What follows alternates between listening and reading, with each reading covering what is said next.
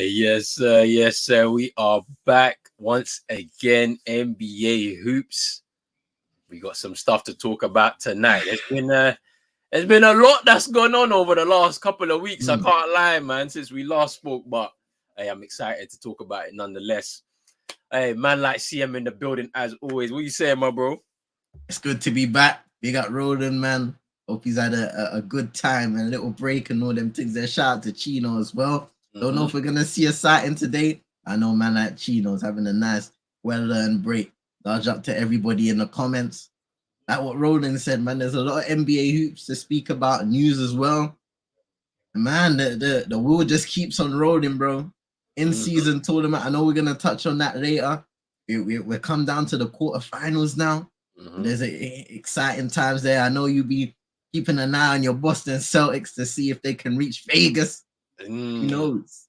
But yeah, man, let's get into it. For sure. Let's do this, man. But before we do that, people, make sure you're hitting that like button, that subscribe button as well. If you're new, hit the notification bell and all that good stuff right there. CM's channel, as well as Chino's. I mean, I know he's not streaming or doing any content, but it's in the description. So hit the title, sorry, not the title. Hit the title, not the description. Hit the title, and you'll see the links to their channels. You don't even have to leave the video. It will take you right there. You hit the subscribe button, and you'll be right. You'll be right with us anyway throughout the whole thing. But there's only one place to start. It's been very, very interesting times for the Milwaukee Bucks.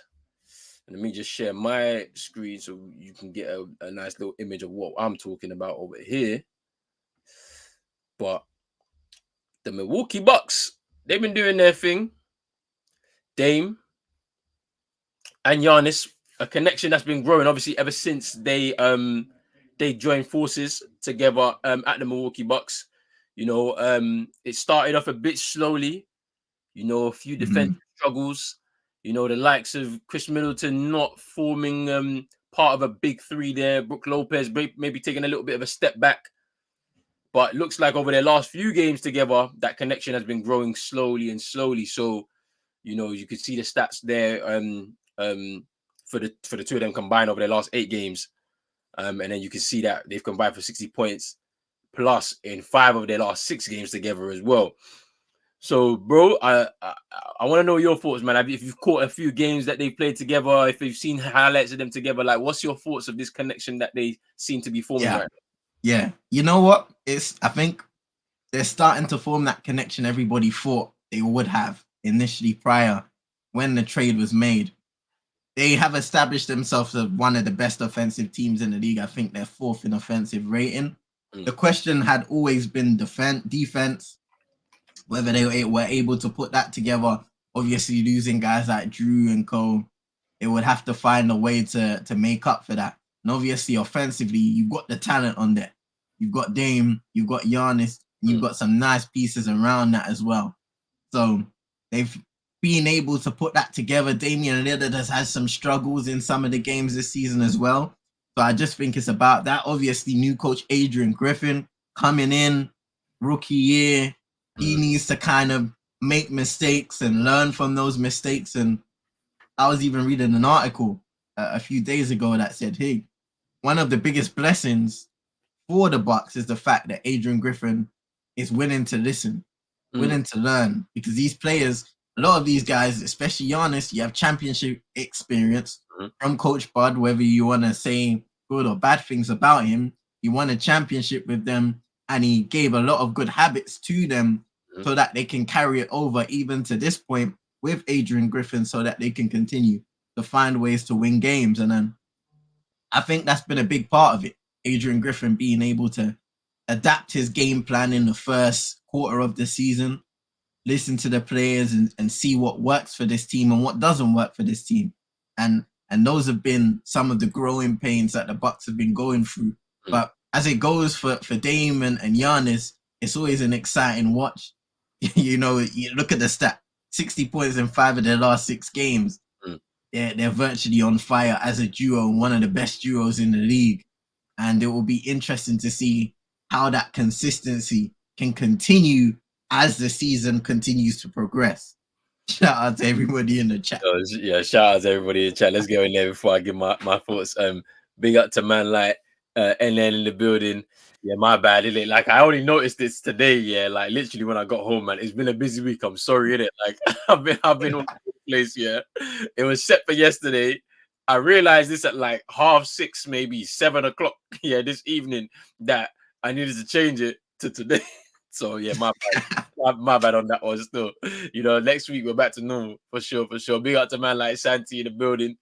Chino's in Hawaii. Yeah, I know he's chilling, man. Him and the family are chilling right now. I thought it was a little Thanksgiving break, and it ended up being a whole 2 weeks, bruv. I'm like, yo, Chino doing his thing out there. Hey Santi, I'm gonna need an edit, yeah, with Chino in the Hawaii clothing. You know that little skirt thing with the little crest as well. Yeah, I need that. But yo, big up to Santi still. Come on. Man, attempted to see a free throw is still attempted. Hey, his free throws have been off and wayward this season for sure. And now I've seen some other sides to his game this year, though. I can't lie. He's shooting the free ball a little bit more, but hey, he's shooting it. He's shooting it. He's scoring it. He's shooting it. All right. But in terms of their connection, it has been growing. I watched their game on Sunday against Portland. They were down as much as probably 23, 24 at some point during the game. And they clawed it all the way back, especially in that fourth quarter. I've seen some big plays. Bobby Portis hitting like maybe 2 or 3 trays towards the end. And then obviously Giannis getting the eventual winner for the Bucks in that game. And then in that game, I could see elements of them utilizing that pick and roll between with each other. And like this is what we were talking about when they first joined. Obviously, we have had to wait for a bit of time for that little connection and gelling to go on. And now they've been able to utilize that a lot more. It's going to be very interesting to see how they can do that across the course of the season. And then when we get into the playoffs and how that works. But their connection has been growing. They seem to be more familiar with each other on the court. They seem to be more familiar with like some of the schemes with the rest of their teammates as well in the different rotations that Adrian Griffin is putting out there. So looking at those stats right now, I don't know how long it can go on for, but for sure they look like they're in their groove right now together. And it's going to be pretty interesting to see how that moves forward. But boy, they are a lethal combo when they're like this. Do you know what I'm saying? It's just the team around them now. You look at like Malik Beasley in a better situation, I think, than he was at the Lakers. He just never really got into his groove.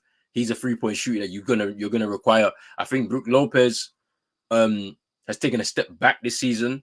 Maybe that's because there's a lesser emphasis on him to really anchor the defense, and that's really just more into Giannis's hands, and he's kind of trying to do it on both ends of the floor. Chris Middleton, I don't know. He doesn't look the same since the injury. That's a problem, isn't it? That is a big problem. But all in all, if these two can maintain what they've been able to really achieve at this point, I think that they'll be really good heading into the playoffs and beyond. We'll see. 2 things as well that I wanted to bring up. Pat Connaughton is struggling shooting. Yeah, like really struggling, and Bobby Portis the same as well.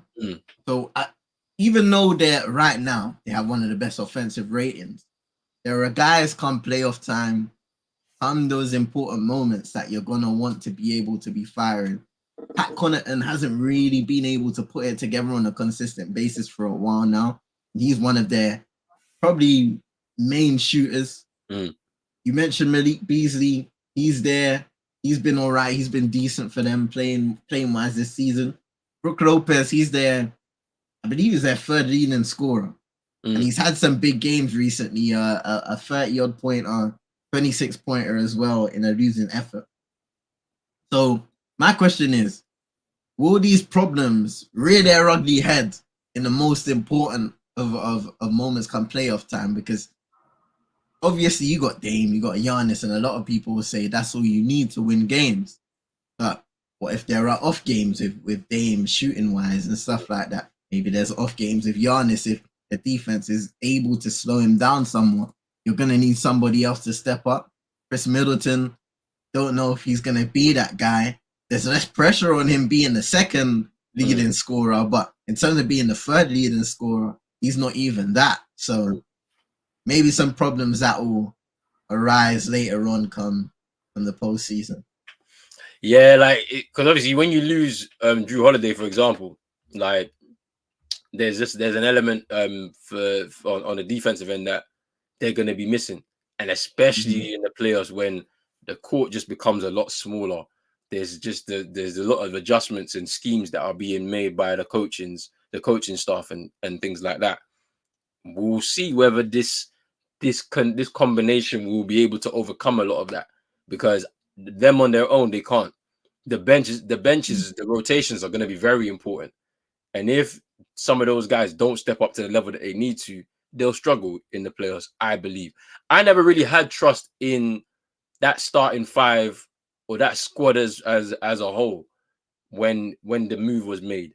Because yeah, it's a great move for them, but for Dame to be able to have an opportunity to win a championship, let's say. But I don't know how the rest of the team is going to fare, because I had a feeling that their team was very old. Just generally, they needed a bit of injection of youth in there. You know, they could have probably went for a top younger player to pair with Giannis as opposed to go with Dame. But I reckon Giannis was probably pushing that a lot more on his end to get in somebody who's certified right now that I can work with at this stage of my career, and also used it as a leverage for him signing his extension, essentially. But yeah, I mean, the two of them together, they're looking good and amazing right now, but we'll see how they are as we get closer to the playoffs. Now, the next topic we need to move on to is, are the Lakers struggling? So after the defeat to Philly, because it was a heavy defeat to Philly, right? I know the Lakers won yesterday, but it's against Detroit. Detroit have lost 15 straight games, so you can't really use them as a benchmark for much right now. You know, they lost to Washington. Yeah, young team, like is a bit of a shambles over there. Cool. But this was LeBron James' comments after the Philly game. How should a team react to this kind of game? Do you just totally flush it, disregard it, move on, or do you just let it stew and use it as motivation? I don't know how a team. I can only speak for myself. How do you? I don't like it.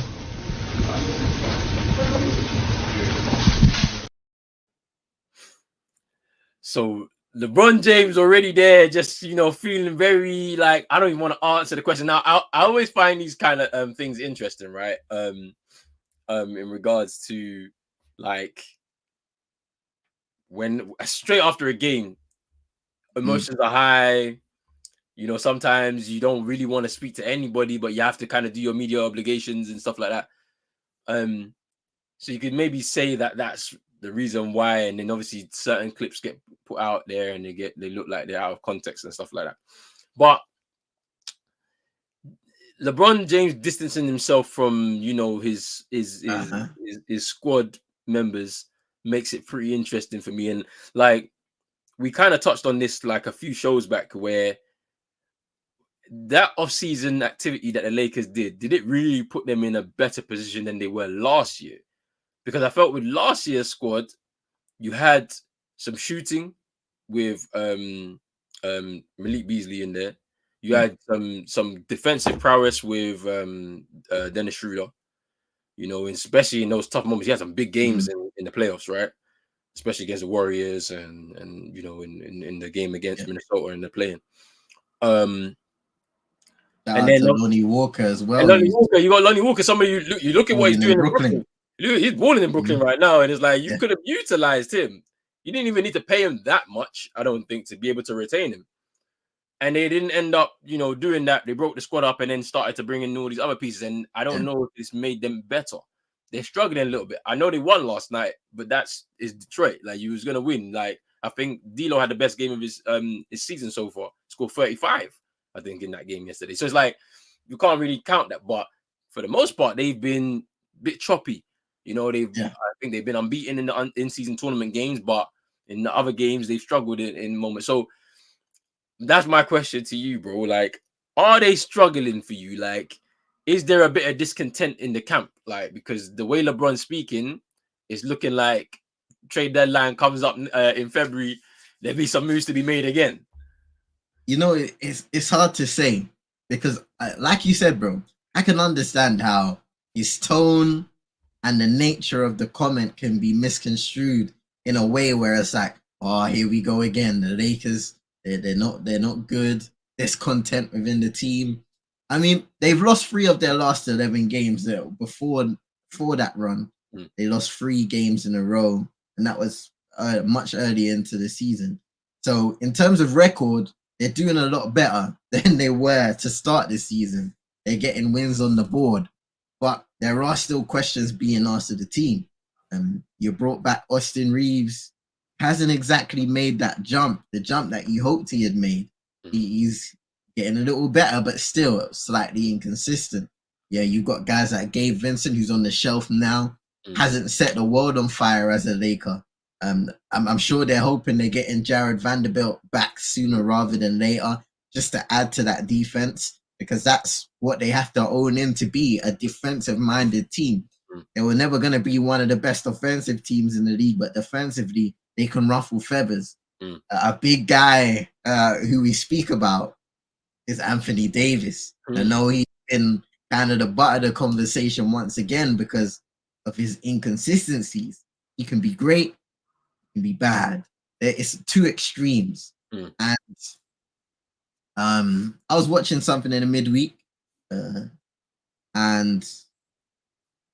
I kind of considered the comments. It was BJ Armstrong on the Hoop Genius podcast, and he was saying that Anthony Davis is a power forward, but the Lakers since the bubble season have been virtually making him a 5, because after that bubble win, when they won the championship, they didn't have your Dwight Howards or your JaVale McGee's anymore. They went to Marc Gasol. That didn't work out. And essentially, it was Anthony Davis there. I know LeBron's had some moments where he's played small ball 5, where they've tried to accommodate and do different things. But for the most part, AD's been the 5. And throughout his career, historically, he's made it clear that that's not his preferred position. His preferred position is to be a power forward.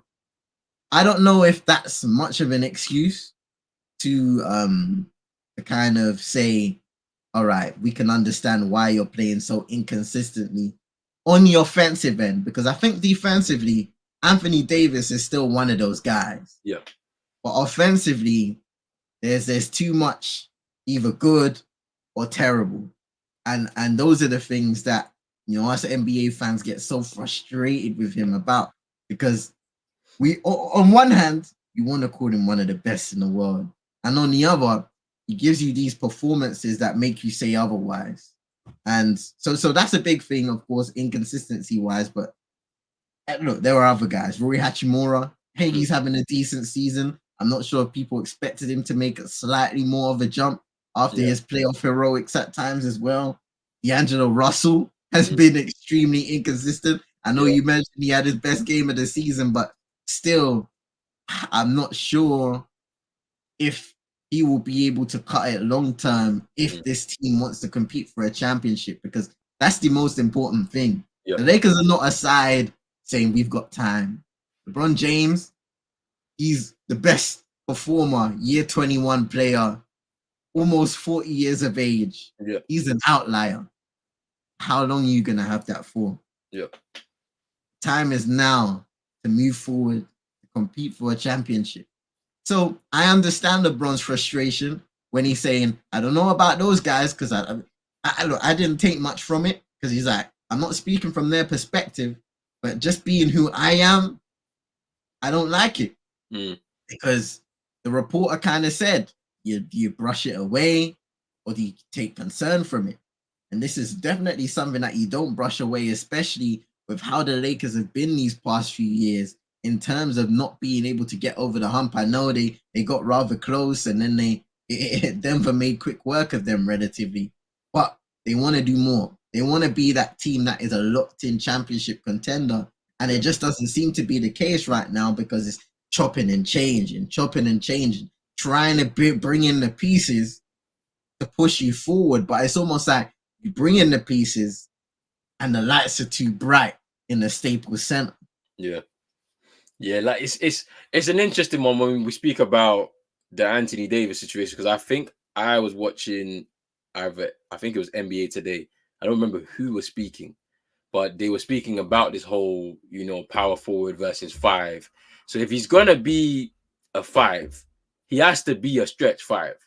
He has to be able to take more than 2 shots in a game.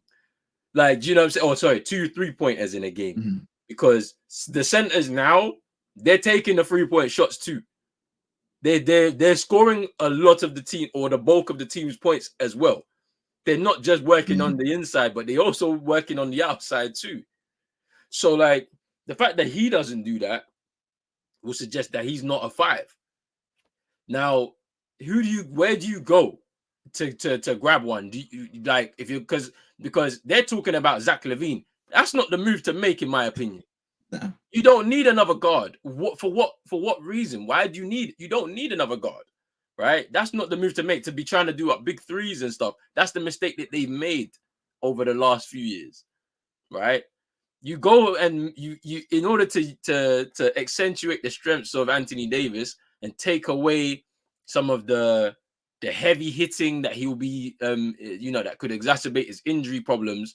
Yeah. By him playing at the five, you get yourself a five, a solid guy that you could play in the five, not a young guy who's a development piece or someone with a poison pill contract that you can potentially work and move into another move somewhere. You go and get that guy now and sacrifice some parts of your team that you may have thought would have worked out but haven't.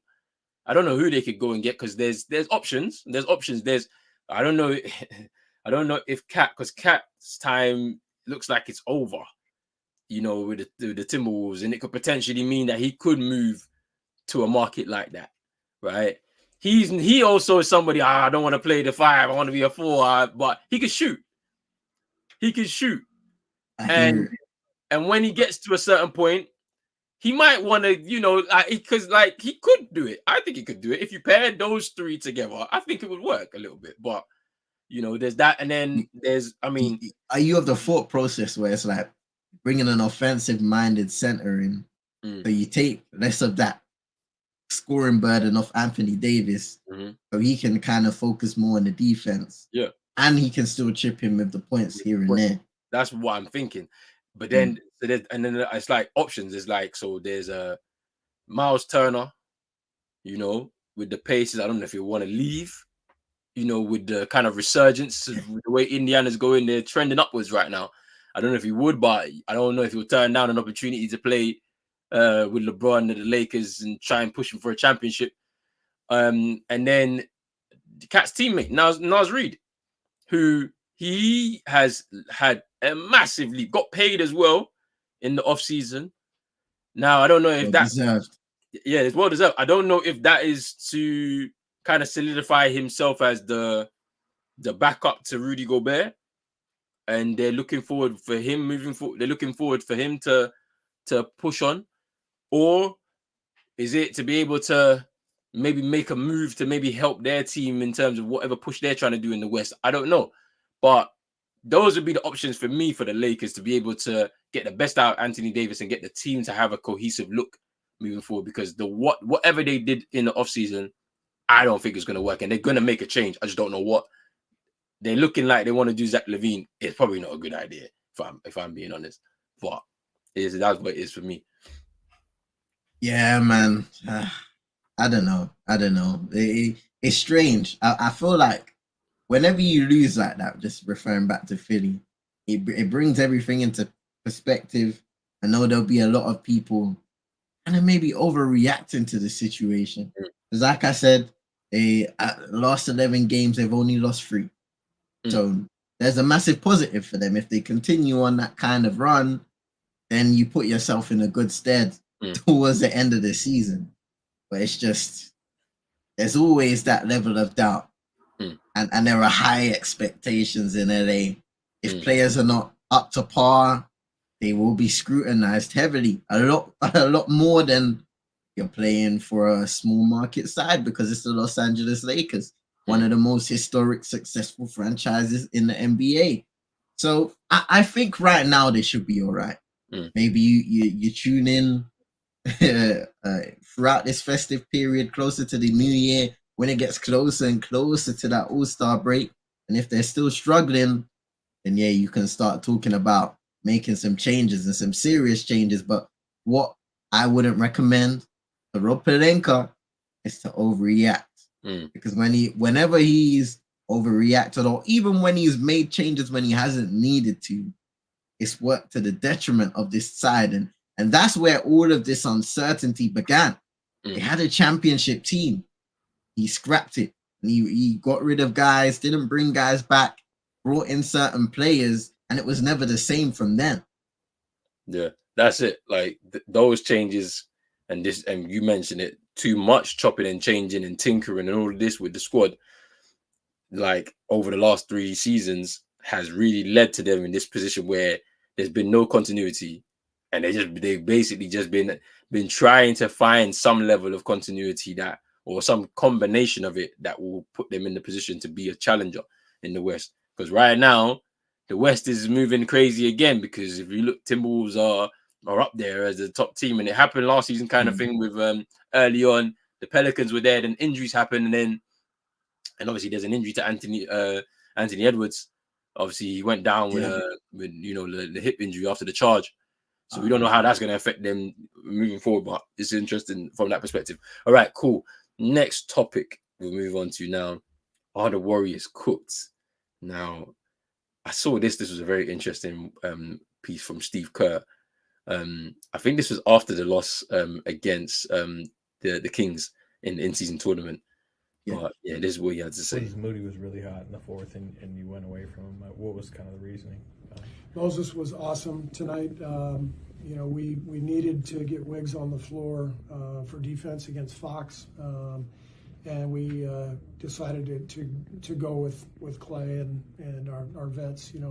We thought about keeping him out there, but we made the move that we made. He was, by the way, Moses was fantastic. Out of the rotation tonight to start the game. Talked to him before the game and explained what we were doing. The guy, he reminds me of Loon, Moses. He's the ultimate pro.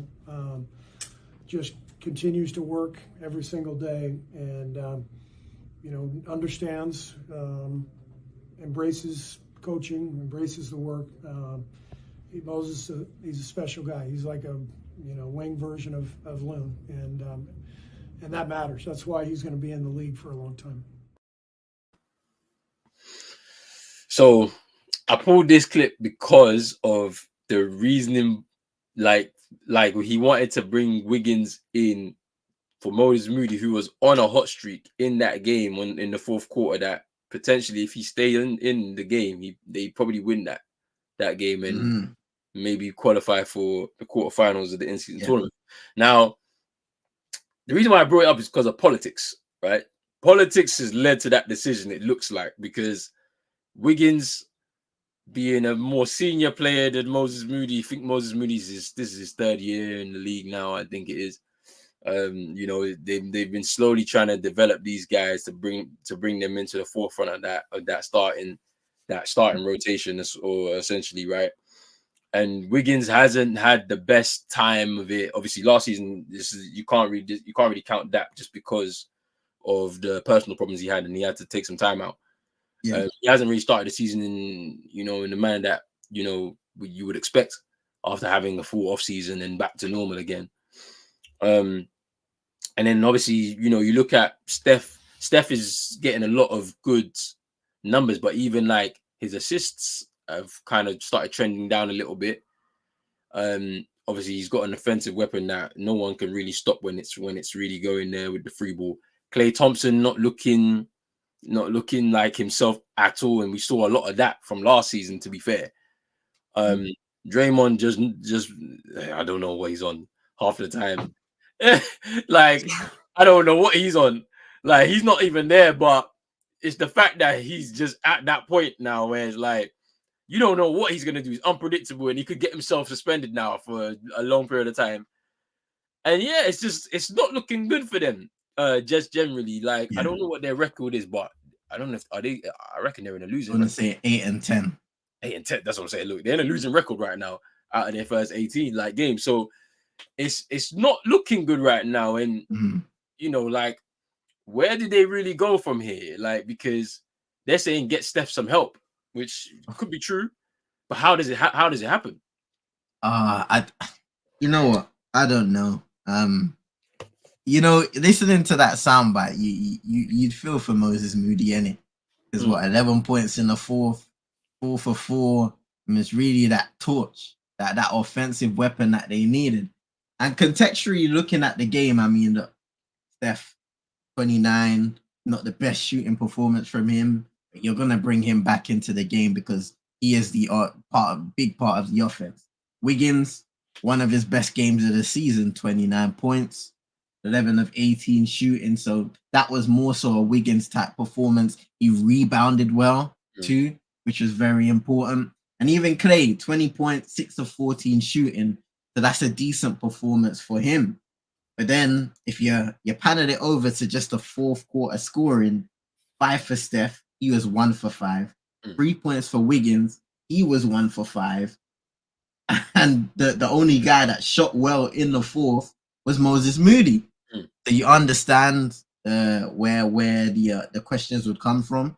You kind of understand from Steve Kerr's perspective who you'd trust to bring into the game and look to compete.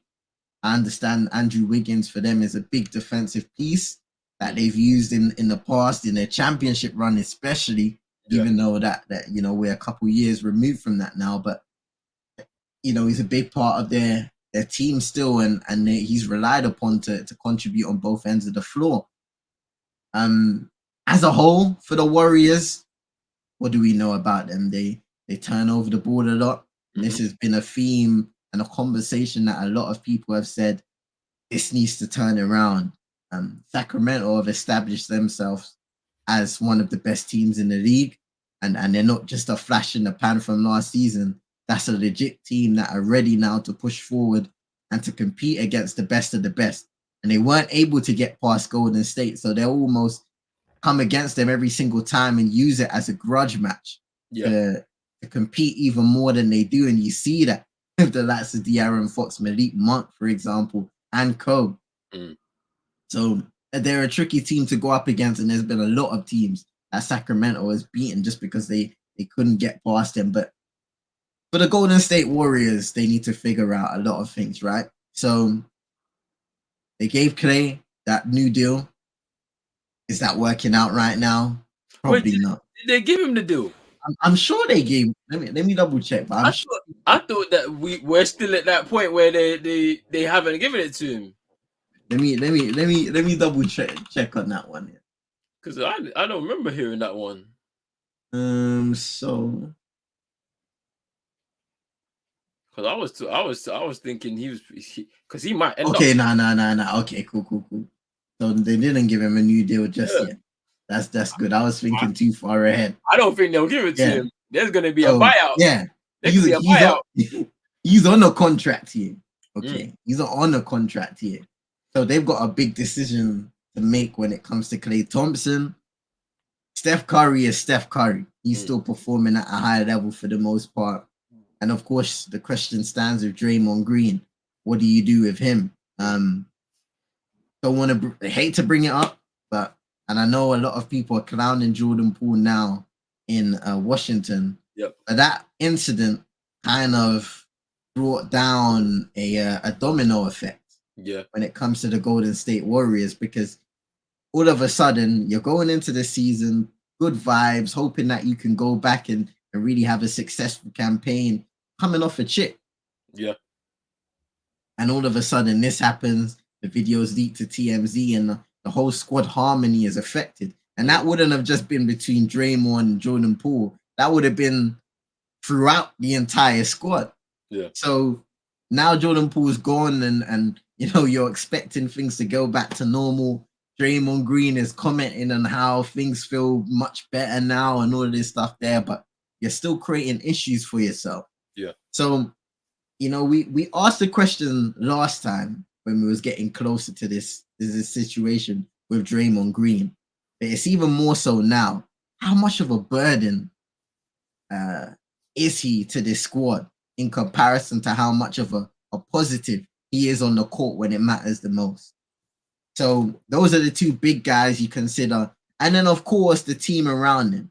So you got Andrew Wiggins, you got Moses Moody, Looney as well, who's always a great professional. Doesn't play every game, especially in the playoffs, but when he needs to contribute, he will. And then, yeah, you look at the rest of the roster. Gary Payton II got injured recently, so speedy recovery to him. Jonathan Kuminga, he's kind of in and out. We still don't know if he's going to be a consistent guy, because I always felt like they were trying to groom Kuminga into one of those guys that could be a replacement potentially for Draymond Green in the future. And even though we've seen him a little more off the bench now and he's starting to emerge, we still don't know if he's going to be exactly that guy. The Chris Paul experiment has been interesting, because earlier in the season, you know, he's got the assist tallies and all of that stuff there. And he's obviously come off the bench now. So he's leading that bench unit and helping those guys out. And you got Dario Saric for good shooting too off the bench. But yeah, a lot of questions for Golden State. I always believe in this team, you know, because we look at them and they struggle during the regular season and we say, Draymond's finished, Clay is finished. And then they find a way to get into the playoffs and they find a way to compete. Steph Curry is a big part of that. And if you want to compete for a championship, you need the other guys to play their part too and be elite at what they do. That means Klay Thompson and Draymond Green and Andrew Wiggins. I'll put him into that category because in the championship year, he was one of their best players. You could possibly say he was their second best player, third best player maybe at times. So he's a big part of that too. So I think they will find some sort of rhythm throughout the season. If they don't, maybe the clock's just caught up with them. Because that's my thinking. I'm thinking that the clock has caught up with them because we saw glimpses. We've been seeing glimpses of it for like a few years. The only anomaly is the championship year, right?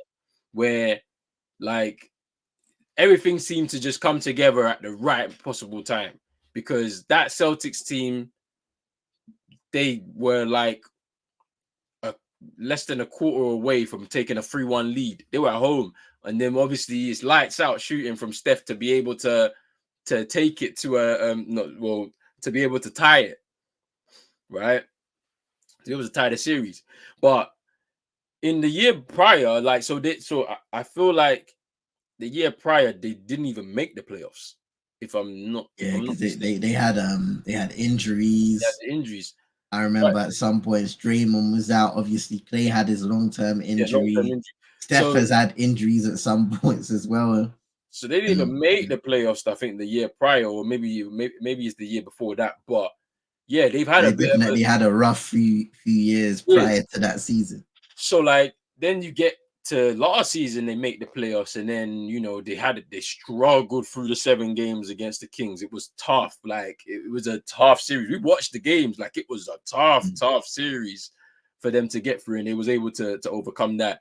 Then they met the Lakers, and they was billing it as LeBron versus Steph and all of this. But even in that point, you saw glimpses of things not looking right. Like Clay wasn't shooting the way we know him to shoot.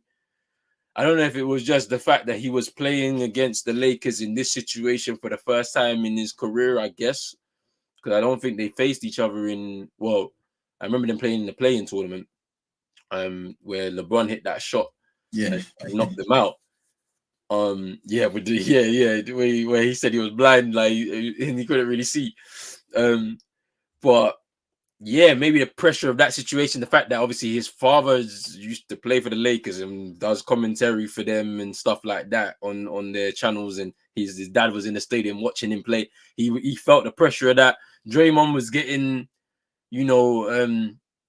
outworked on the defensive end by Dennis Schroeder at points, and saw massive turnovers and things like that nature happening. And I don't know, man. I feel like they're at that point where they need to revamp that squad massively. And this is why maybe there's been a hesitation on the Klay Thompson contract, because I think the number that Klay wants is not what the Warriors are willing to give. And if there's no compromise on that, then they'll have to make the tough decision to let him go. I don't think he wants to leave. I think he wants to be a Warrior for life, but at the same time, you have to try and balance both the sentimental side. Oh, he's a player who's given us a lot. We've won championships with him, and his current output, because it can't just be Steph on his own. Draymond's out here getting suspensions and not even playing games, and then the games he's in, some of it is not good. Some of it is good, but some of it is not. Clay, with the reputation that he's been able to build as a shooter, and him not shooting well enough, that won't. I don't think that him not having that same level of output will make him retain his spot in the team. So it's either you stay lower number, and then even, to be honest, you start having a bit more of a peripheral role in the squad, and we get someone else in there to really be that piece that will be next to Steph to shoot. Or do they really even change their identity? Can Steve Kerr, take away an emphasis on the 3-point shot and move into something else? I don't know, like, how they revamp it, but right now I feel like they're at that point, bro. Like, they're at the point where the clock is finally hit that time. You know what I'm saying?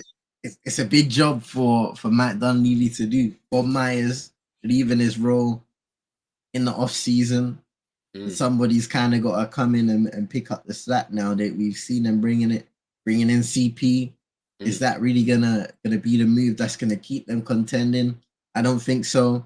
It's definitely gonna provide some good things for this side, and we've seen that already at certain points. But you wanna take advantage and then stay taking advantage of what Steph continues to do on the court at his age, which is it's mind blowing. It is mind blowing what Steph still can do at his age. But the other guys, are they training behind, or can they now pick up the slack and move forward once everybody returns? I don't know. Well, we have to wait and see, man. But it's gonna be interesting to see how they actually deal with this kind of mess that they're kind of currently in. But let's move on. Next topic, man. In-season tournament reaction. So we've seen the quarterfinal stages have been set on the West Coast. Quarterfinal one, Lakers versus Suns for a semi-final place in Las Vegas. And these games are coming quick and fast. We got the quarterfinals on the 4th and 5th of December, so Monday and Tuesday, and then semi-finals on the 7th, with the final on the 9th, which I believe is a Saturday. So yeah, it's going to be interesting there. The second quarterfinal in the West is the Pelicans against the Kings. Then on the East, quarterfinals are the Bucks versus the Knicks and the Pacers versus the Boston Celtics. So my question I'll ask you, we spoke about it a couple weeks ago, but now seeing the final group games happen, what's the overall thoughts on this in-season tournament that Adam Silver has brought in? Like, I felt like whilst I didn't understand how it worked, but I understood the reason why the NBA, Adam Silver, decided to implement something like this. What's your thoughts on it when it's gotten to this stage now? How do you feel about it? Well, it's been exciting, and it's been something refreshing overall for the initial stages of the regular season. I like the way they've put it together. So for the most part, it's not like it's adding extra games onto the season, which has been an issue as a whole, the conversation around 82 games. And obviously, if you do reach the championship round, that is one extra game. But for the most part, these are regular season games with special courts. You're wearing the City Edition kits, I believe, and all of that stuff. But there's obviously the incentive of the extra money and trophy and so forth.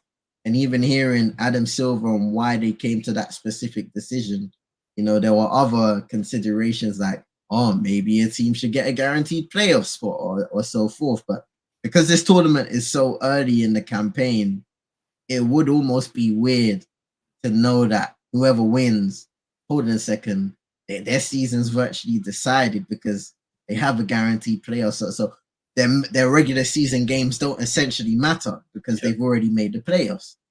So I like the way that the tournament as a whole has been structured.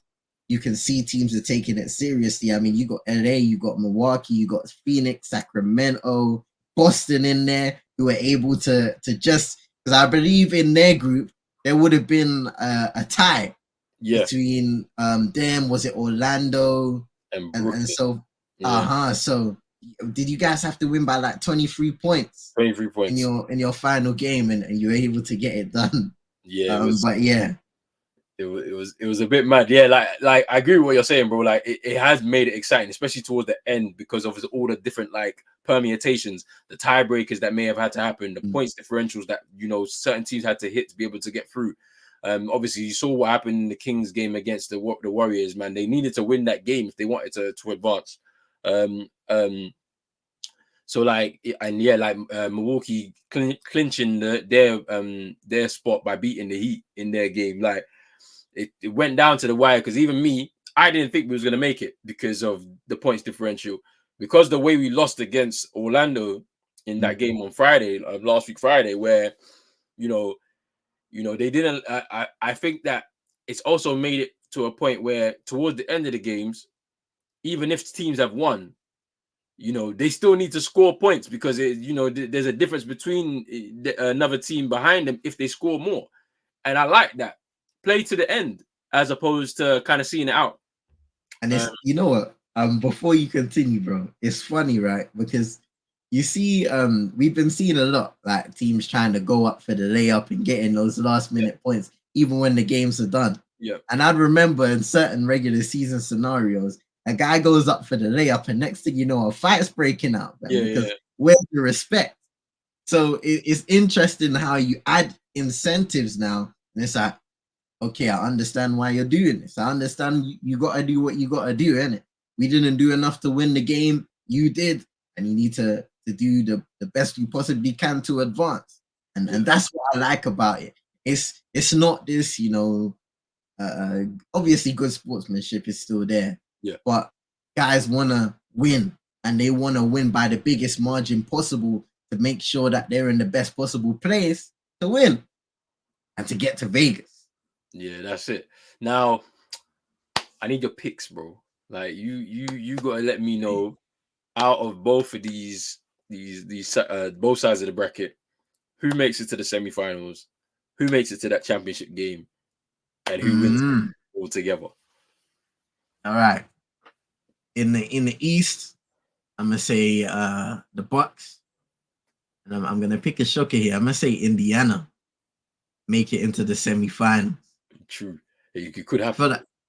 I feel like the Pacers, they've been playing good basketball. Tyrese Halliburton on a tear this season. I feel like they could pull off one, and I'm gonna say the Bucks. And on the West, I'm gonna say Phoenix and Sacramento make it to the semis.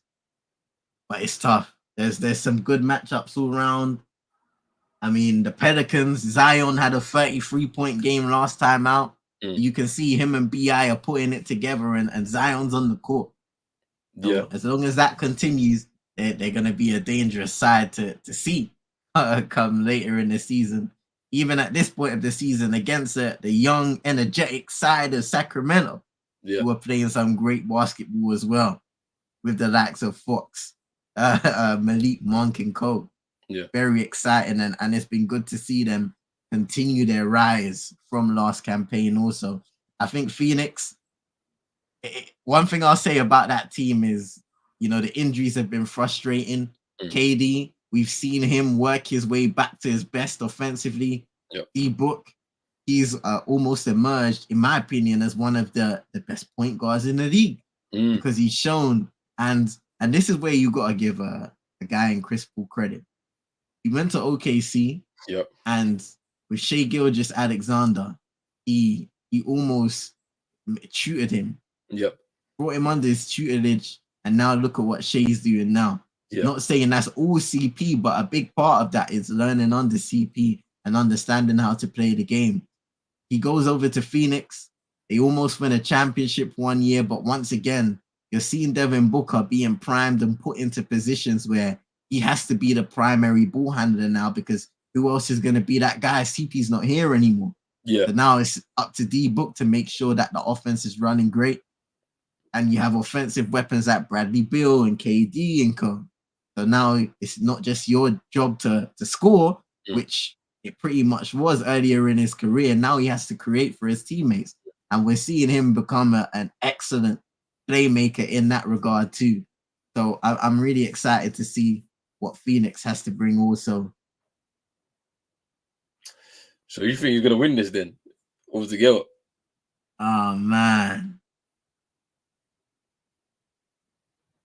So, all right, cool. So I picked Phoenix, Sacramento in the semis. I'm a pick Sacramento to reach the finals. Ooh. And then I'll pick the Bucks to reach the finals. Eventual winners. Oh man. Eventual winners, I'm gonna say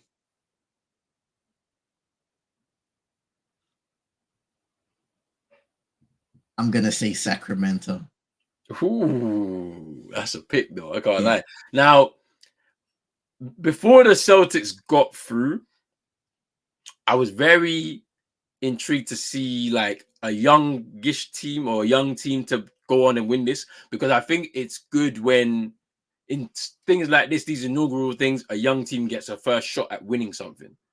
You know, Yes. So the likes of Orlando, the likes of Houston. I mean, I know that they've got a few vets in there now, so it's a bit different the way the dynamic. Indiana, the Pelicans. If the Timberwolves made it this far, like it would have been nice to see one of those teams kind of go on and win it. The game between the Celtics and the Pacers is going to be very interesting, because I think the Pacers still have the number one offense in the league based off of what I know, because they score like crazy. Like, I mean, Halliburton, we played them early on in the season and we blew, and it was a blowout, but Halliburton didn't even play that game. So he's back now. He's back ready and he's fit and firing. So that's going to be an interesting game on Monday. But in terms of my picks, I'm gonna start West. I think the Lakers will overcome the Suns, because they're unbeaten in this in-season tournament. There's an extra motivation, it seems, from the team. LeBron's trying to make it like, you know, clear to the whole squad that, hey, we're gonna win that 500K. Yeah, like he said it from the beginning. So I think the Lakers will beat the Suns.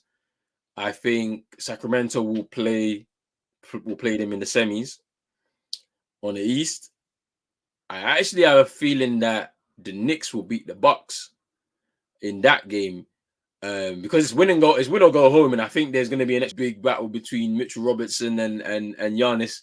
You know, because there's something to prove. There's something to prove there. He believes he's one of the top 5 centers in the league.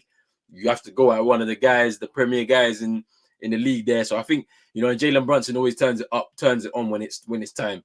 So we'll see how that goes. And then for me, I've got to back my Celtics. Like, I think, you know, in that game, I know Kristaps will be back. You know, so it's going to be interesting to see how we work, because they don't really play a lot of defense. So we'll be able to maybe exploit that a little bit. Game will be tough for sure. But we always beat the Knicks in the semi, so we make it to the finals. And then on the West, I think we play the Lakers in the final game. I think the Lakers will overcome the Kings. I mean, it's going to be a tough game, because I don't know how the Lakers can really overcome the quick pace that the Kings play with. But it's, you know, when there's something on the line, I think LeBron's going to try and push the whole squad towards that. And then we get that kind of dream scenario, Lakers, Celtics, not for the real prize, but for this inaugural prize. And then I got to back my Celtics to win it. I didn't expect us to even get here. The fact that we had to win that game by 23 and we won it by 27, and then was able to get here, I think it will put them in a position to potentially win it. I'm gonna back my Celtics on this one, but I wouldn't mind the Kings winning it. I can't lie, I wouldn't mind them winning it, because young team gets an opportunity to win something significant, especially with this in-season tournament. But we'll see. Yeah. Anyway, Yo, what you say, bro? Nah, I was agreeing with you, bro. I was agreeing with you. Good opportunity, nonetheless. Okay, so let's kick it off with some OKC and Celtics talk. We'll leave Chino to talk about the Miami Heat. I do want to speak about their rookie though. When we speak about good production there for sure. When we talk about the league and all of that, but yeah, let's move on. So yeah, this is the game I'm talking about. This is the last time the Celtics played against the Bulls in the in-season tournament. Celtics still got the best record in the East, playing pretty well. We're seeing good use of the squad, to be honest with you. Like I've been seeing in certain games because of some of the injuries and some of the absences. I've been seeing. I watched the game against the Hawks on Sunday night, where Neemias Quetta, who came from the Kings, that Yank actually spoke to us about when we were watching the playoffs. He had some real good moments off the bench, and you can really see some of the talent he actually has. He brings a lot of energy on especially on the offensive boards, and that's a big emphasis from Joe Mazzulla this season. He wants to see us crashing the boards a lot more. Jaylen Brown's been on a mad one for the last like 5 or 6 games. I've been seeing him putting all sorts of guys on posters, literally for going up for the dunk, and that's him at his best. Being explosive when he gets into the paint, being aggressive going into the paint. That's when he's at his best. He is not an ISO. He's not an ISO scorer. You know, he's not a catch and shoot free guy. Like he is somebody that could operate in that mid-range area. He's somebody that can go to the rim and score as well. And like he's actually been probably our best player over the last 5 or 6 games, to be honest with you. And so I'm happy with where we are right now. We're coasting, which we thought we would be coasting through the regular season. Had a few losses in this little stint here. The loss to Orlando was pretty big in the in-season tournament game on Friday last week. Just kind of the lack of physicality in the side, especially after Kristaps left the court at that particular point in time, and then on the defensive end, no Jrue Holiday. He only came back in this game actually. He had a few games out, but ultimately, I'm liking what I'm seeing from the Celtics. I'm feeling more comfortable with the defensive schemes. I'm comfortable also seeing Al Horford not playing as much. He has a role on where he comes off the bench, and we're saving him, especially for some of those big assignments that he's going to have in the playoffs if we end up facing the likes of Philly. And he how he always gets one over Embiid. And then obviously, the ability to slow down Giannis too. So it's good that we're saving him. I'm liking what I'm seeing from the Celtics on a defensive end as well. Like they're doing this scramble defense. They're a switching team as well. Like they like to switch. So it's good as well to see that. And then the bench looked like they're a bit more confident. Sam Hauser coming off the bench hitting threes. Delano Banton, who he brought in from the Raptors, he's done well over the last 2 or 3 games as well. We're seeing a bit from him. Luke Cornett, who I wasn't expecting much from this season, has actually stepped up a lot in certain moments. He's not like he's not a scoring threat like that, but he does cause a bit of havoc in terms of the just the rebounds and all of that. So yeah, it's looking good. It's looking good for the Celtics. But yeah, we'll see how the season pans out as we continue. But let's move on to some OKC talk. Yeah. What's your thoughts on the team so far? You know what? It's been a positive start to the season so far, 11-6. The last 2 games have been tough. A close game against Philly that we kind of let get away from us, especially in the second half. Really were able to pad out a lead, and even though we tried to get back into the game, it was a little late by then. And even against Minnesota last time out, another close loss. I believe it was a loss by 3 points, 103-106. And that's another one where we outscored them by 10 in the first quarter, but you just allow them to creep back into the game. And those are the little things that we can't do. But I think overall it's been a positive start. We had won quite a few games previously to that Philadelphia loss. I think it was like, I don't know what, 6 straight wins for OKC. So we're playing good basketball. Shai Gilgeous-Alexander averaging over 30 points per game again, leading the team. We're starting to see Chet Holmgren now almost dare I say it, establish himself as probably the leading rookie right now in terms of rookie of the year. He's putting up numbers.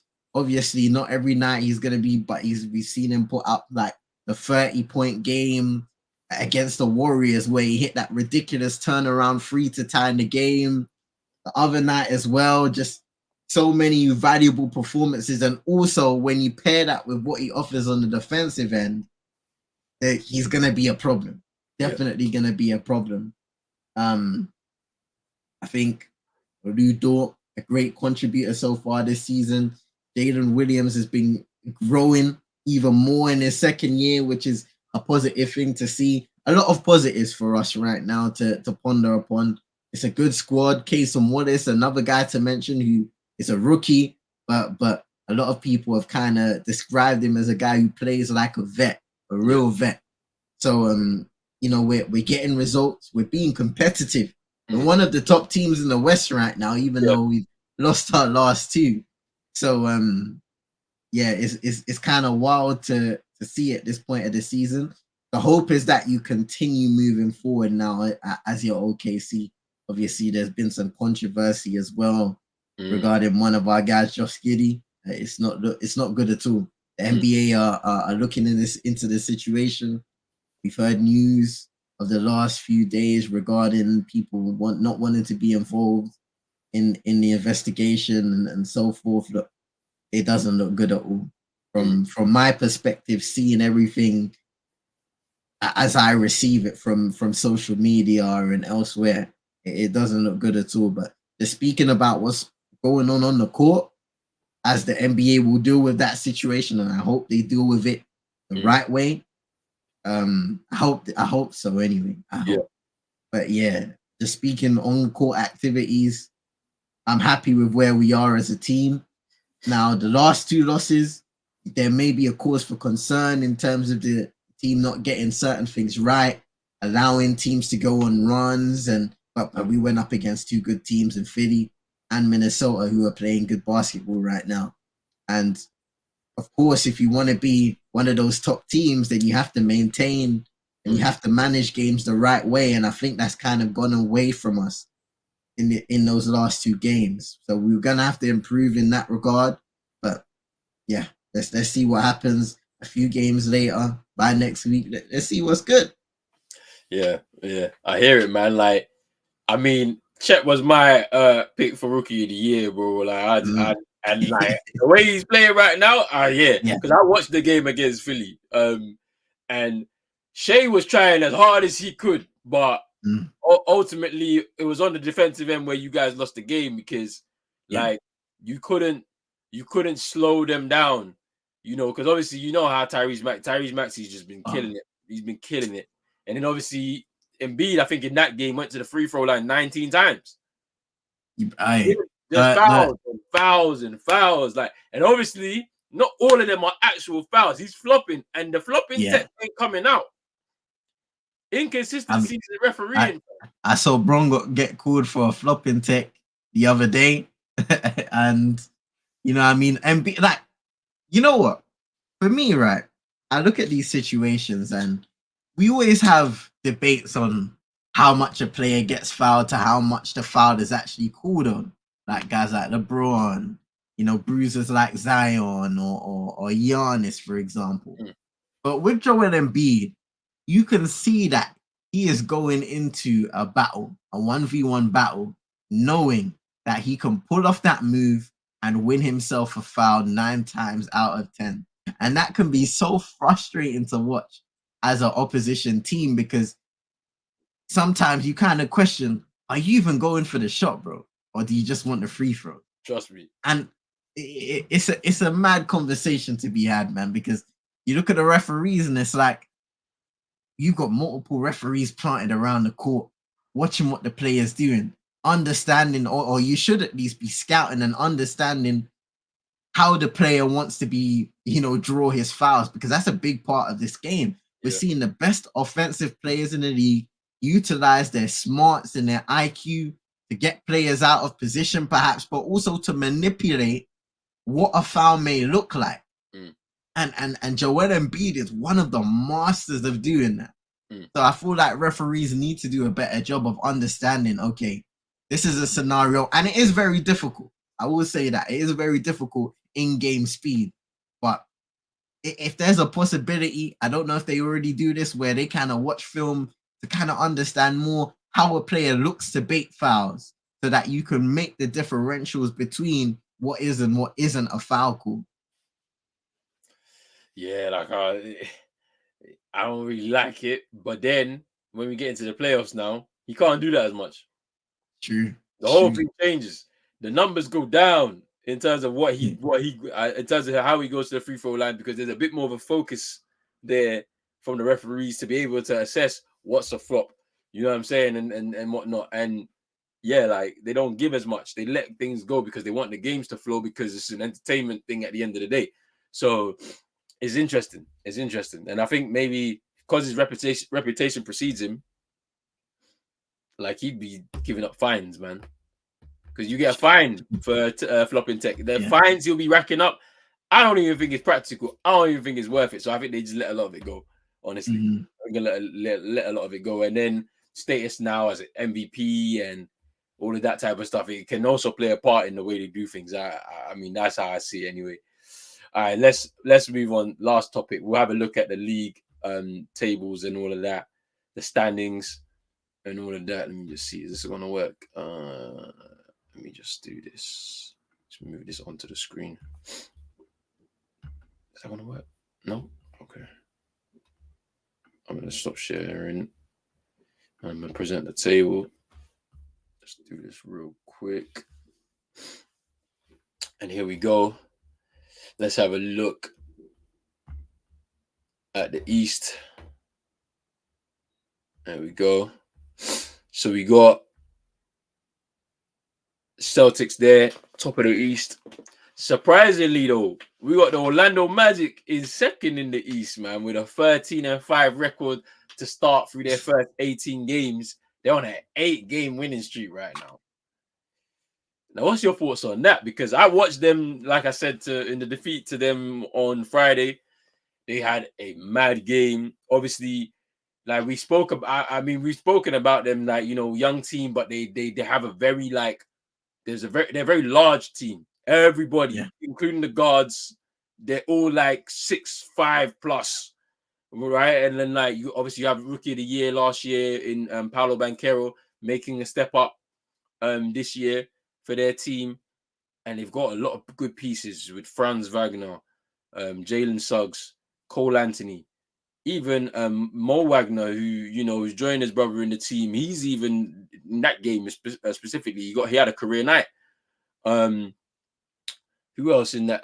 Jonathan Isaac, as well. Who's come back from his long-term injury and all the stuff surrounding vaccination and all of that type of stuff to come and play. And he's been doing pretty well as well, just rebuilding his reputation now.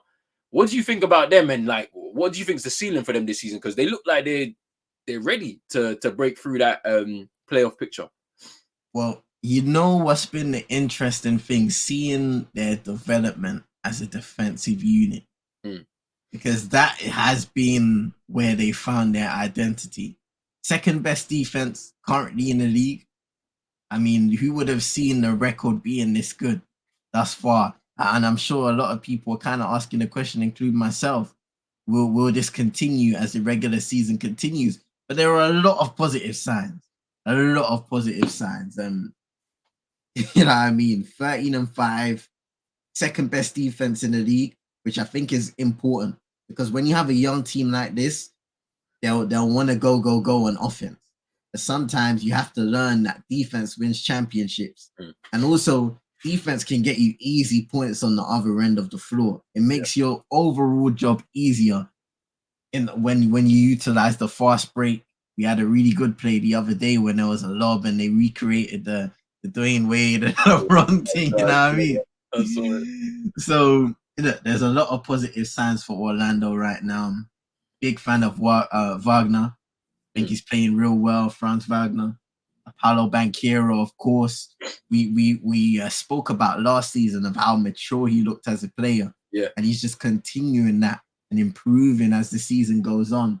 And then you look at the guys like Markelle Fultz, who still to come back and contribute at a certain level. Cole Anthony, a few questions have been said about him, but he's contributing on a high level and putting up points and doing what he needs to do for this team. And then they've got guys like Joe Ingles who can provide that experience in the locker room.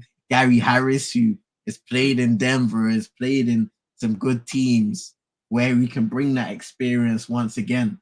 Wendell Carter Jr., again, a promising forward in that regard who can contribute at a high level for this team.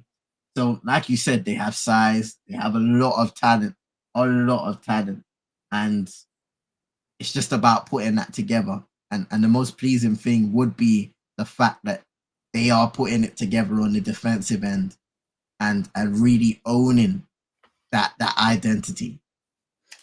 Yeah, I mean, they look good. And I didn't think that their development curve would start now.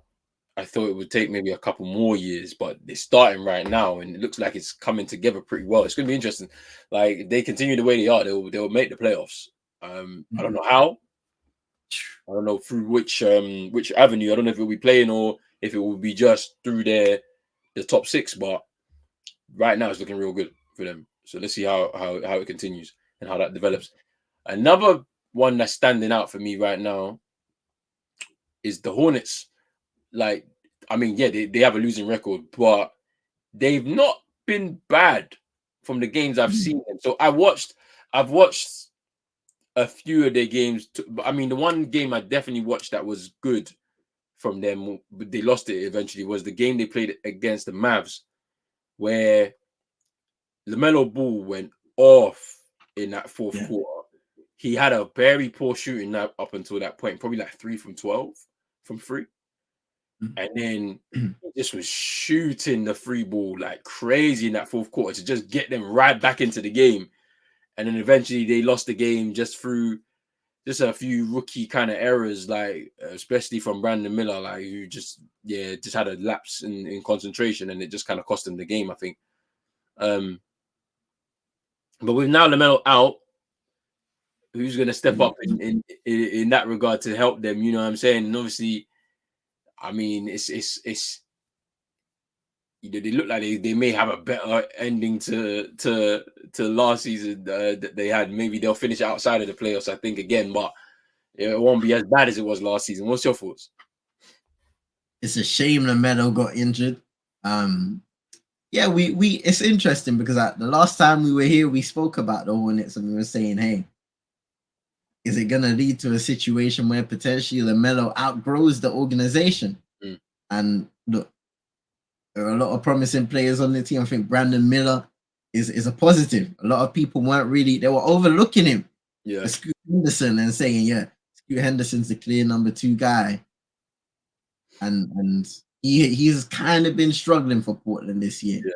I'm sure he'll come good at some point, but he hasn't had the greatest of starts to his rookie year, whereas Brandon Miller, he's had some good, some bad moments, but he has potentially overachieved based on the consensus of what they thought he would do in that Hornets organization after being drafted there. But yeah, of course, with LaMelo going down, somebody's going to have to step up to keep the team afloat. And it's not like their record's great, per se. Like what you mentioned against the Mavs, they're still a young team that makes young mistakes, especially when it matters the most. So, you're going to look to some of those more experienced guys to try and get them across the line, but still, they're going to struggle without their number 1 point guard. And I think that's going to be the case until he's able to come back from that sprained ankle. Yeah.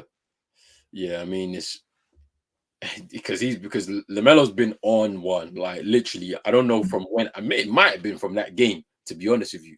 But literally every single game he's been playing since then, before the injury, he's just been putting up crazy numbers, scoring and assisting. But it's kind of it might derail their season depending on how long he's out for. Now let's move on to the West. And right now, the Minnesota Timberwolves still maintaining their top position, but the Denver Nuggets are right on their tails, coming back into it. They've been on a nice little winning run. The Mavs maintain the position. Interesting news with the Mavs. Mark Cuban selling Oh yeah. majority stake in the team. Hey, Bought it he for bought it for 285, selling it for 3.5 or something like that. For and he's 3.5. maintaining full control of Oh, basketball operations and all of that. This guy's pulled off a blinder. it's wild. Yeah, That he's been able to yeah. like, but hey, this is how the rich stay rich. I mean, they know what to do. They make the investments and then it pays off several years later. But anything that stands out for you in regards to the West here, like, it's looking Yeah. yeah. Well, obviously Golden State being in 11th is not ideal for them. OKC being as high as we are at this point of the season, I think is a major positive. 11-6, obviously those things can change if that losing streak continues, which is, we could get brought all the way down into the playing spots if that losing streak continues. But right now, that's a positive within itself. I think the Minnesota Timberwolves continue to surprise people with the way that they're playing, with the likes of Anthony Edwards really ascending Karl Anthony Towns and saying, "This is my team. I'm going to lead the troops." Rudy Gobert as well, having a resurgence this season, showcasing his value. Once again, he took that stranglehold personal, but even before that, to be honest, he's been balling out, and you have to give respect to Rudy because he gets a lot of disrespect. People question his credentials or whether he deserved those Defensive Player of the Year accolades, but he's showing why. Showing why right now, and all credit to him because he's a massive contributor in that regard when it comes to the organization of Minnesota and where they could possibly be come the end of the regular season. Los Angeles Clippers down in 10th. There's been a lot of conversation about them right about now, but we all know about the James Harden stuff, and we're watching closely, seeing if they can finally find a way to put things together out there in LA. I saw not long ago people talking about free Westbrook, man, free Russ, because he's been the good guy, that I'm gonna go to the bench. I can go to the bench, Ty, and you guys can work it out together. Westbrook deserves more, man. But hey, we'll see what happens, man. But justice for Westbrook, innit? And the Memphis Grizzlies, they stay waiting for Ja Morant's return because ain't nothing good right now in Memphis. 4 wins ain't nothing good right now in Memphis. And boy, when Ja Morant comes back, they're going to have to do the craziest of comebacks, the craziest of turnarounds, because they've almost lost 10 games, more than they've won. That's going to have to be an almighty turnaround for them to even get into a favorable spot in the West. But the thing about it, you see with the Grizzlies, I saw that free Marcus Smart, man, because he was in the huddle, talking about this is embarrassing. You want to win when you go out on the court. You gotta give everything. Like the fact that he has to do that to people is not good. They have a defensive player of the year who's not looking like a defensive player of the year right now in Triple J. He's not at all. He is I see his numbers. There was a stretch of games where his numbers defensively, the blocks and all that stuff, they were severely low for a player of his reputation, and we know what the rumors and the talk has been in last season, let's just say. Yeah. But the numbers were severely low, and you're seeing the struggles, man. And that's the thing, right? You have to wonder what has happened to this team mentally for them to drop off so much, because we've seen even in games without Ja Morant, they've been able to get by with the likes of Desmond Bane, Triple J, and so forth. You bring in a good vet in Marcus Smart who can give you offense now and then and provide you defense, especially on the perimeter. What has been the massive drop-off? Has all of the controversy of last year between Dillon Brooks kind of mentally exhausted this roster? I know they've lost out on Tyus Jones as well. And I personally think that is a big miss for the roster, especially not having Ja Morant. Derek Rose has had some good games for them off the bench as well, but I don't know, man. They just haven't been able to put it together. And even though I'm saying, Ja coming back could be massive for them, at the same time, we could look at it from the other extreme where it's like, is it going to be that much of a boost for this squad who are on such a low right now? I mean, I don't even know what to say, man. I don't even know what to say about Memphis, but I hope they put it together. It's hard to pinpoint where the issues lie in it, like with the Grizzlies. Like, I do think that letting go of Tyus Jones was a big mistake.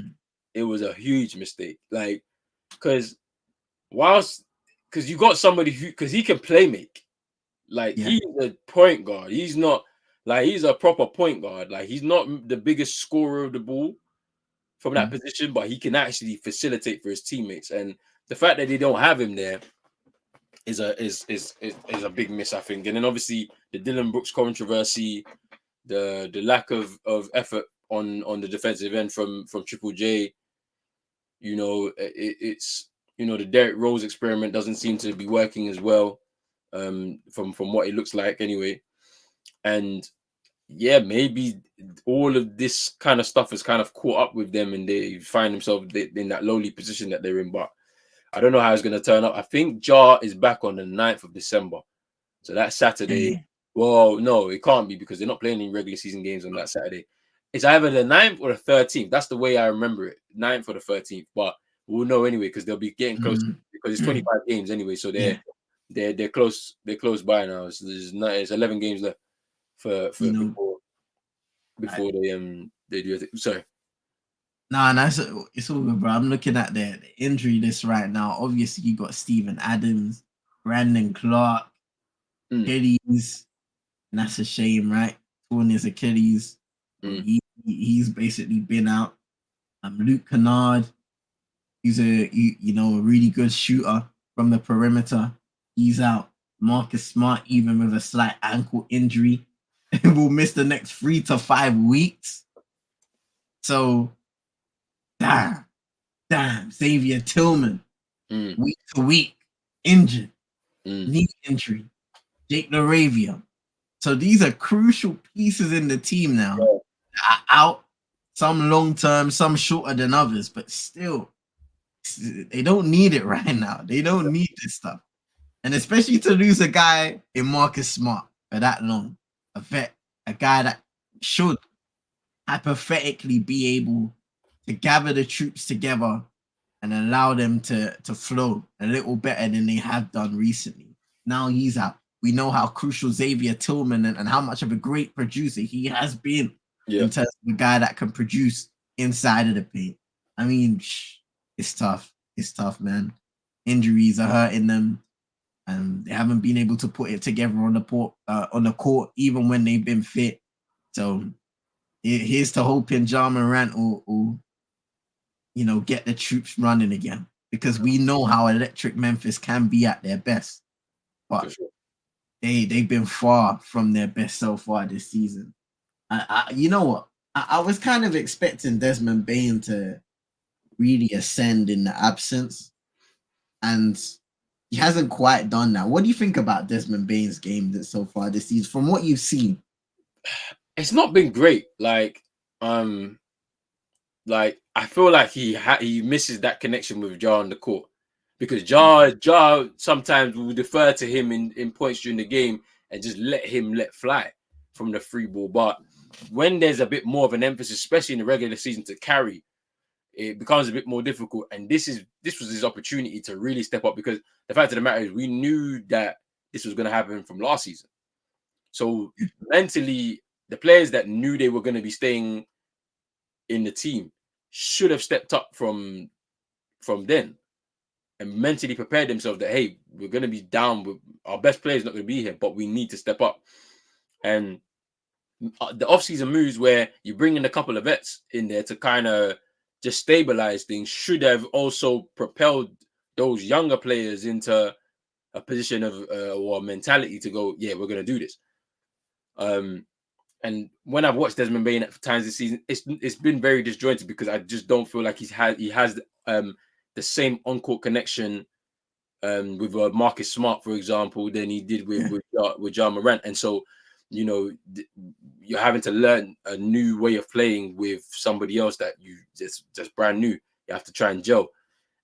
And at the same time, you know that as soon as Ja comes back, then you will be back to normal again. You'll be back with your guy. So, yeah, he's not really stepped up to the level that I thought he has. And then don't forget, he also, you know, signed a big contract at the start of the season, the last season as well. Signed his rookie max extension. So, you know, maybe there's a bit of pressure on that to perform, you know, because he should be looking to become an all NBA guy. You know, that should have been his aim this season. And it's not where he's trending at this moment in time. So,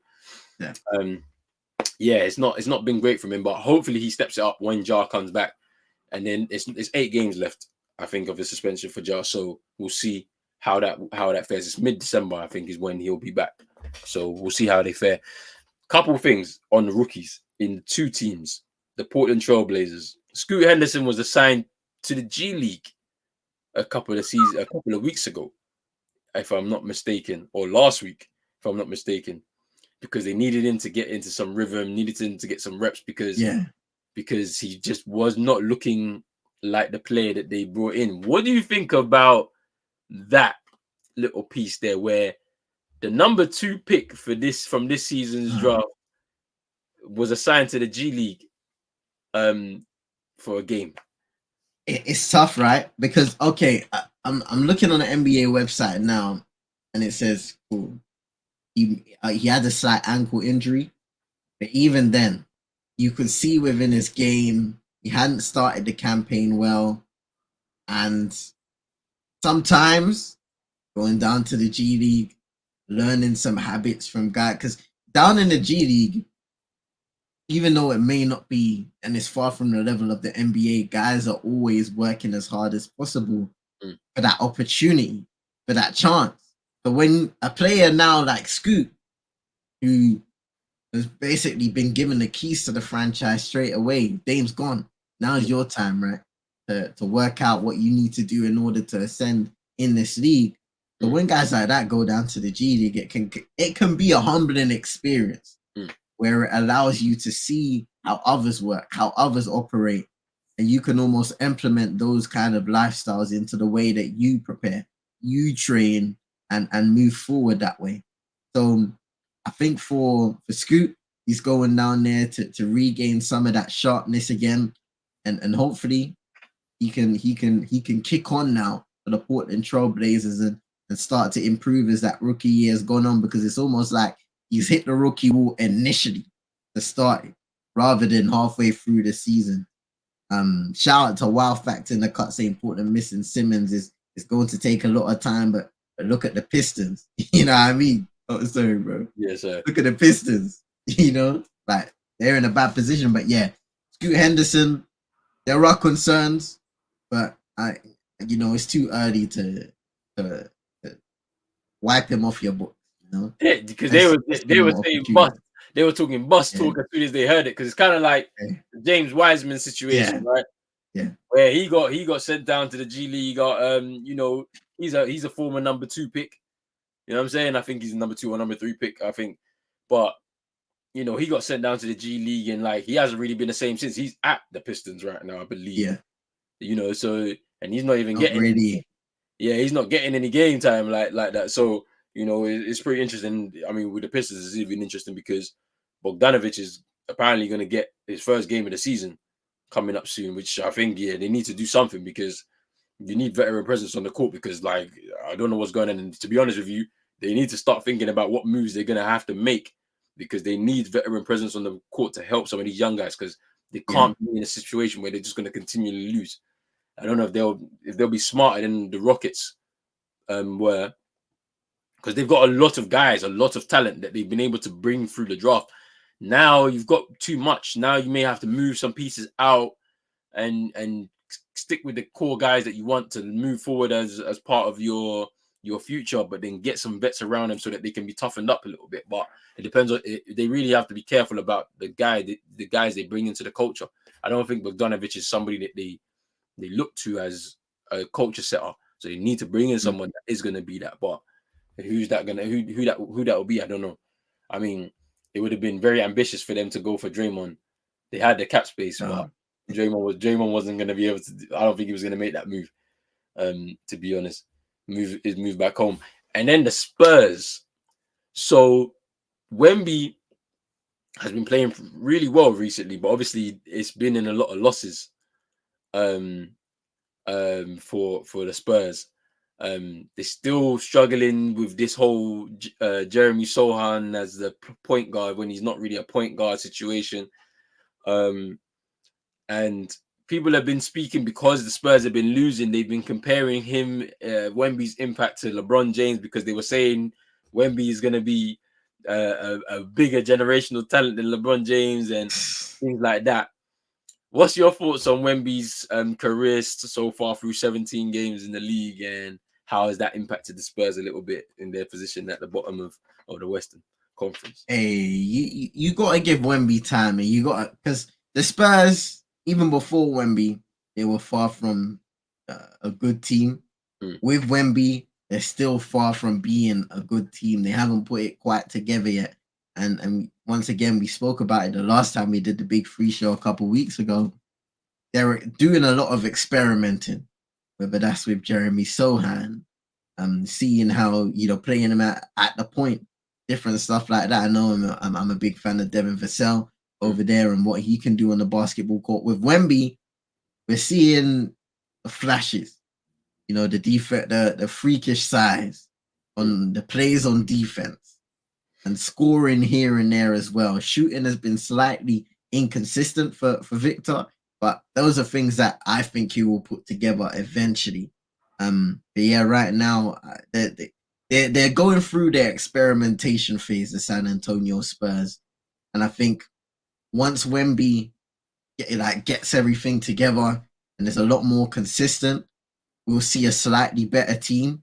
But he just needs to be given the time to acclimatize themselves fully to the situation, but also for the team to acclimatize themselves to him, because he's a very unique player, Victor Wembanyama.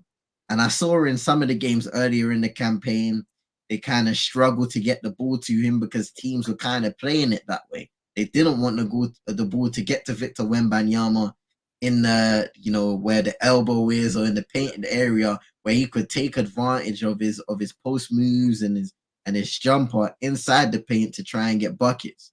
So it's all about working out those small nuances and becoming a better team over time. Yeah, because I mean, I don't like the comparison between him and LeBron James, and people act like LeBron just magically transformed that Cavs team when he started there, but he didn't. It took time, you know what I'm saying, to get to where he needs to get to. And even then, when he did, it got to a certain point. I think with the Spurs, it's a bit of a different situation. You're drafting him into a situation with all these other young players. Pop is trying to make Wemby the focal point, but it's gonna take a bit of time. They're gonna have to move pieces out. They may have to be in a situation, because I mean the way it's looking right now, they're gonna be in a chance for another top pick for the draft coming in again. So then this is what I'm saying. You're in situations where you're bringing in more young talent. You got to find pieces that really work with the young talent you've got. Then move out some of those young pieces to be able to bring in veteran presence, so you can start making climbs up in the Western Conference. Because if you want to be a championship contending team again, depending on the timeline, Wemby's got to be the focal point. You've got to get the best out of him, and that is how you put the pieces on the court and also set up the schemes to be able to get the best out of him. And that's what you can say about it. But you cannot shine a dim, or you can't dim the light of what he's been able to do so far in a team that's kind of got a losing record. Some of the stuff that he does is outstanding. I mean, I think in the game on Sunday against the Denver Nuggets, through a half, I think he had 10 or 12 rebounds in that first half, which is kind of crazy when you think about it, because it's he's doing mad things in it's kind of crazy, man. And it's just I just want to see a bit more of him as the season goes on and see how that develops. But it's pretty interesting. Right. Let me get some comments before we wrap this show up, man. Big up to Sure. Wow Factor. As always, he said, my sons are doing good. Big up to yourself in the tournament next week versus the Lakers might go out because Book after yesterday's injury. And now he's out tomorrow versus Denver. Murray's scared of us and wants to play. Bucks versus Celtics semi-final will be ugly. Before the final, Giannis will just keep driving to the rim, foul trouble, and free throw. Celtics will need to land all their shots to keep up, if anything, or double team him. Now, don't worry, we got the 40-year-old Dominican man in Al Horford. Hey. He's gonna do his thing, man, against him. The Thunder are dangerous this year, like the Wolves, the Kings and the Thunder have a big night tonight. Against the Lakers. You're watching Golden State versus Clippers. I'm gonna watch that game on Saturday because it's a bit early. It's a 9 p.m. game over here in the UK. Do a watch along for that one. Both teams need a win. There's a dogfight there with a dogfight. Lakers are desperate. Pistons wins mean nothing, which we mentioned is 15 games in a row or whatever it was at 14 before yesterday's defeat. They're struggling a little bit, but it is what it is. Portland missing Simmons, like you mentioned before. They need to move pieces to get a vet. I don't think that they need all that talent. They just need to decide on who has to move on. Like, I don't know. Could Jaden Ivey go? I don't know, because he's no longer really is part of that starting lineup after being drafted last season, rookie year last year. But they look like that starting five is starting to look a little bit more solidified with Jalen Duran, the 5, Cade Cunningham, Osor Thompson there in the guard positions. Who else is in there? Obviously, Isaiah Stewart, who's probably going to be playing at the 4, but can also play at the 5 if needs be. So like they look like they're shaping it pretty well, and I don't know where Jaden Ivey fits into that, but we'll see. We'll see how that moves on. And then Wow Factor saying Marcus Smart is a good player for the Pistons. There just needs to be one other to get over the line. 2 guys. Smart will be the locker leader. Yeah, it's an interesting take. I just don't know how that works. I wouldn't want to see Marcus Smart go to the Pistons. I can't lie to you. Like, I felt him going to the Grizzlies was a good situation, being part of that team. Yeah. But we'll see how Ja's impacts on the return kind of maybe elevates them, and then you get to see a bit more of the win mentality of Marcus Smart. But we'll see. But definitely the Pistons need a veteran. And then talking about Josh Giddey, they're not going to sign him. I can't see it happening. Like, now you're seeing all the kind of PR happening. Because why is Bogart coming out in podcasts talking about certain things and all of that? I don't know. I mean, it's a bad precedent though, because he has to get banned for something. Because if you ban Miles Bridges for his incident, John Morant didn't even do anything really that bad. Like, because you're banning him because of the image he's setting. When in America, guns are legal. Yeah. It's your First or Second Amendment or whatever it is in America. You know what? It's gonna be interesting to see what comes of this probe from the NBA. Because we were speaking about it off screen, and I was saying that you've seen the reports of apparently the parties that they're trying to contact don't want to be involved. And obviously that's never good when it comes to finding conclusive evidence. Even though we see what's on social media, a lot of the time when things are released like that, there are complications when it comes to investigations. So look, I don't know what's gonna happen next. All I know is it doesn't look good, and I don't like it. Biggie, and I don't think any of us like it. You have to be a sicko to like situations like that. So, like I said, I'm waiting to see what the NBA comes up with, and we'll go from there, innit? But it's never a good situation to see somebody in this with these opportunities. You know what I mean? Yeah. In the NBA, you're playing basketball, you're getting a good living. Why, even if it was prior to that situation, why would you mess that up? Trust me. You know? Why?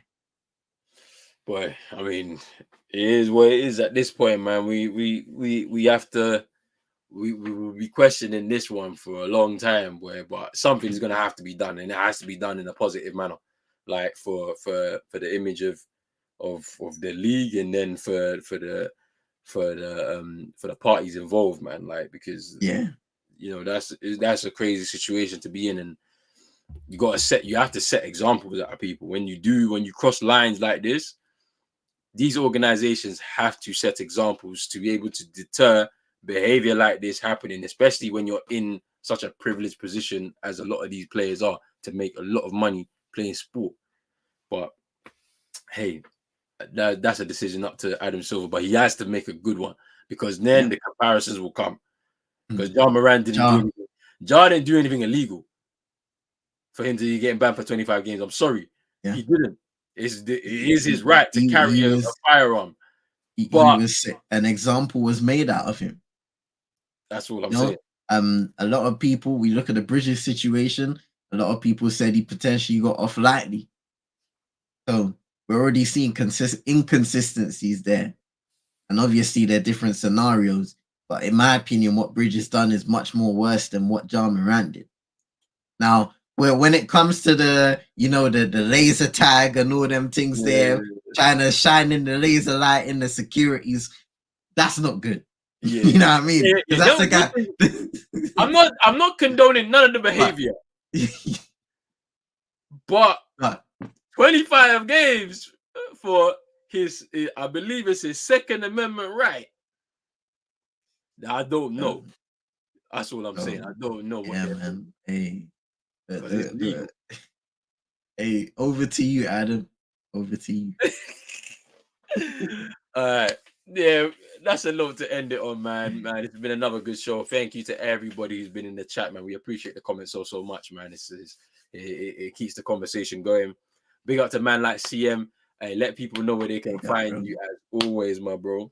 Hey, big up to Roland, man. It's always a good time, man. And big up to our brother Chino out in Hawaii in the cut, enjoying. It's great, man. So hopefully we get to see Chino next week as well. People, be sure to hit a like, subscribe. Over here, Pros Only Sports. Whole heap of content coming on the way, whether it's basketball, football, cover many sports. AFCON coming in January. Oh yeah, I can't wait. Hey, AFCON. Listen, man, stay tuned because there's gonna be AFCON watch-alongs. I know Rich, Bronan, Chino, the whole lot will be here for AFCON 2024, man. It's going down. It's going down, ladies and gentlemen. Ghana are not doing anything. I'm just letting you know now. The country is finished. Hey, we're not doing nothing. What's going on, fam? I don't know, but it's not nice. Hey, have the squads been selected yet? No, not yet. I think. Alright, cool, fam. What are you saying, that the IU brothers are gonna make it again? Yeah, of course. That's how it goes, brother. Every year they make it. I know Jordan's a lot, but Andre. No, Andre's making it. There's no way there's no way he doesn't make the squad. It's a miracle if he makes this. If he doesn't make the squad, that's what I'm saying. But Ghana are not doing anything. Last time I spoke with my chest and we went out to Comoros. This time I don't have anything to say. The country is finished. Hey, listen, man. Hope and pray FC, fam. I know who I want to win the. Hey, Cameroon, bro. I'm supporting them, man. There, fam. Hey, nah. You come back, Cameroon, because the NN's gonna come on here with chat, fam. He's coming in because you know what's funny about NN? Every morning I watch KG's show, brother. This guy, shameless. He went on, called in, and tried to. He was defending Andre Onana, fam. And everybody in the chat was asking, why is this guy trying to defend Onana right now? And I'm like, this is the Cameroonian guy coming in with the shameless, man. And then come outside, big man. Oh, you Nah, know, man. he must be struggling right now, especially after yesterday, boy. Yesterday's performance, oh my Man. days, fam. Yo. Wow. Oh nah. It's crazy. Hey. It's crazy. It's Hey. actually crazy right now. Hey. But yes, Hey. there's a lot of content coming on the channel. So yeah, look forward to AFCON. I can't wait for it. It's gonna be a good tournament once again. So make sure you stay tuned for that. Big up to everybody. Big up Super Nick coming in here a little bit later. Big up to Hey. yourself, Super Nick. Appreciate you coming through as always. But yeah, we got a lot coming over the next month. It's gonna be next couple of months, but it's gonna be really good. Big up to everybody. Hope you enjoy the rest of your week and the weekend coming forward. Make sure you're hitting that like button, subscribe button as well if you're new, hitting the notification bell and all that good stuff right there. We are out, people. Peace.